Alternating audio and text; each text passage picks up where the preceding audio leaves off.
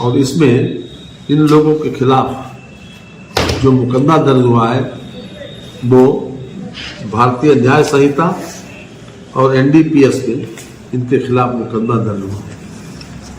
तो सरकार की जो नीति है कि हर तरह से हम नशा मुक्त उत्तर प्रदेश बनाएं, उसी के तहत ये व्यापक पैमाने पर कार्रवाई की गई और लगातार जो एसआईटी अभी तक अपना काम कर रही है, जहां जहां इस प्रकार की स्थिति पाई जाएगी उनके खिलाफ सख्त से सख्त कार्रवाई की जाएगी। किसी को भी इसमें बख्शा नहीं जाएगा, न किसी के खिलाफ कोई रियायत होगी। आज इसी के लिए हमने आप लोगों को तकलीफ दी। ये गाजियाबाद सौरभ त्यागी, अभिषेक शर्मा और विशाल उपाध्याय, पप्पन यादव, शादाब लेबोरेटरी फार्मा, ये इन लोगों के खिलाफ जो मुख्य आरोपी हैं, इनके खिलाफ एफआईआर हुई, इनके खिलाफ कार्रवाई चल रही है। जिन फर्मों का नाम इसमें आया है, कल माननीय मुख्यमंत्री जी ने भी जब पत्रकारों के सवालों के जवाब में कहा था, और कहीं न कहीं इन लोगों का संबंध समाजवादी पार्टी के बड़े लोगों से इनका जुड़ाव है। ये भी अपने आप में कुल मिलाकर जो मुख्यमंत्री जी की नीति है कि हम नशा मुक्त भारत, नशा मुक्त उत्तर प्रदेश के तहत बड़े पैमाने पर जो कार्रवाई की गई और लगातार जो एसआईटी अभी तक कर रही है कि जो लोग इसमें फंसेंगे, जो लोग इसमें किसी न किसी रूप में शामिल होंगे, उनके खिलाफ कार्रवाई होगी। और ये FSDA, food safety and drug administration और पुलिस के संयुक्त अभियान के द्वारा ये कार्रवाई चल रही है। अभियुक्तों को अभी तक गिरफ्तार किया गया है और जितनी फर्में हैं, ये 140 फर्में, इनके खिलाफ इनके जो लाइसेंस है इनका, उसको निरस्त करने की कार्रवाई भी प्रचलित प्रक्रिया दी है। तो ये बड़े पैमाने पर उन लोगों ने जो जरूरतमंद थे उन लोगों को न देकर उसकी ब्लैक मार्केटिंग, उसकी एक तरीके से स्मगलिंग करवाई। और इसमें जितने लोग हैं, ये खास तौर से जो बड़े बड़े लोग भी हैं इसमें फंसे हैं, जो लोग ये वाराणसी में 39, जौनपुर में 16, कानपुर नगर में 9, गाजीपुर में 8, लखीमपुर में 4, लखनऊ में 5, इसके अलावा बहराइच, बिजनौर, प्रयागराज, प्रतापगढ़, सीतापुर, सोनभद्र, बलरामपुर, संत कबीर नगर, हरदोई, भदोई, अमेठी, श्रावस्ती, सिद्धार्थनगर, उन्नाव, बस्ती, अंबेडकर नगर, आजमगढ़, सहारनपुर, बरेली, सुल्तानपुर, 27, चंदौली, रायबरेली, मिर्जापुर, बांदा, कौशाम्बी, बाराबंकी एवं गोरखपुर, इन लोगों ने एफआईआर की है। कुल 75 एफआईआरें हुई और एसआईटी अपना काम कर रही है। जो मुख्य रूप से जो मुख्य आरोपी फर्में हैं, खासतौर से वाराणसी में जो शुभम जायसवाल, भोला प्रसाद, आकाश पाठक, शैली ट्रेडर्स, जनपद वाराणसी में,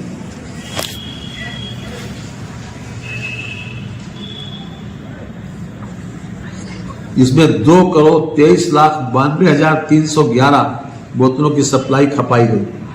सहारनपुर, विभोर राणा, विशाल राणा, एबॉट हेल्थ केयर की नीति है कि जिस प्रकार से नशा मुक्त भारत हो, उसी प्रकार से नशा मुक्त उत्तर प्रदेश भी हो।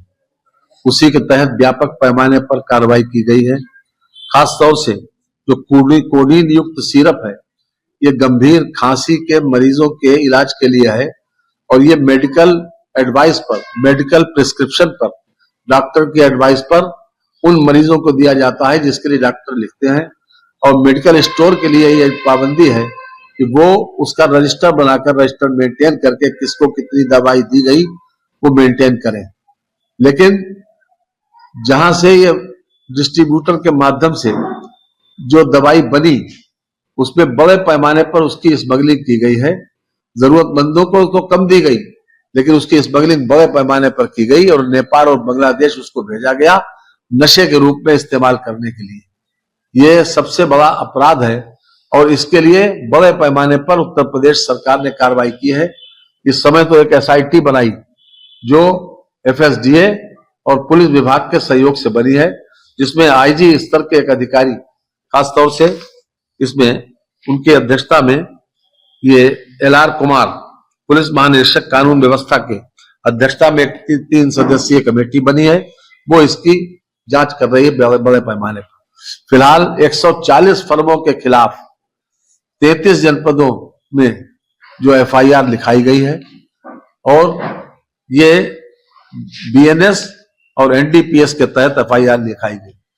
जो चीज दवा के इस्तेमाल के लिए खासतौर से उन लोगों के लिए कि जो गंभीर खांसी के मरीज हैं उनके लिए थी, वो उन लोगों को न मिलकर खासतौर से उसको स्मगल किया गया नशे के उद्देश्य से।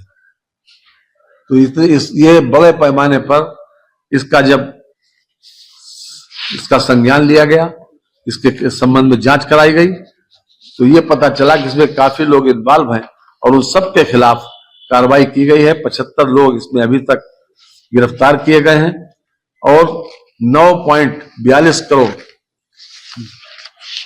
रुपए की कफ सिरप जो सीज किया गया।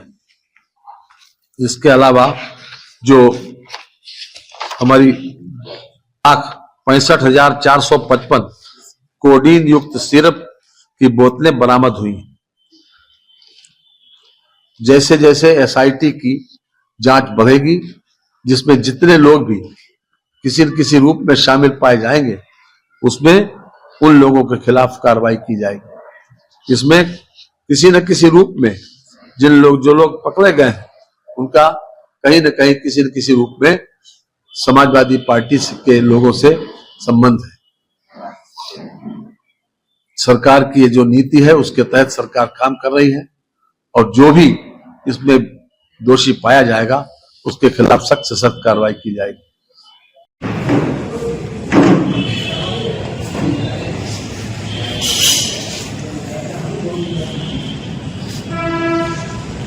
के साथ समाजवादी पार्टी के राष्ट्रीय अध्यक्ष का जो फोटो आया, तो उसके संबंध में उनकी तरफ से किसी प्रकार की कोई ये नहीं बताया गया कि आखिरकार इसके पीछे क्या माजरा है। उनको आज पूरा देश चाहता है कि कोडीन माफियाओं के साथ जो फोटो आ रहा है उसके पीछे उन्हें स्पष्ट करना चाहिए क्या बात।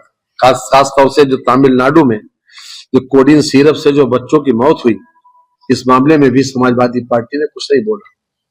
तो एक बड़े पैमाने पर तस्करी के आधार के ऊपर जो जिस प्रकार से मौतें हुई, जिस प्रकार से नशीला पदार्थ को तस्करी की गई और उसके संबंध में जितनी कार्रवाई बड़े बड़े लोगों के खिलाफ, जो बड़े बड़े जिसमें शामिल लोग हैं उनके खिलाफ जो कार्रवाई की गई, मैं समझता हूं कि योगी सरकार की जीरो टॉलरेंस की नीति के तहत की गई।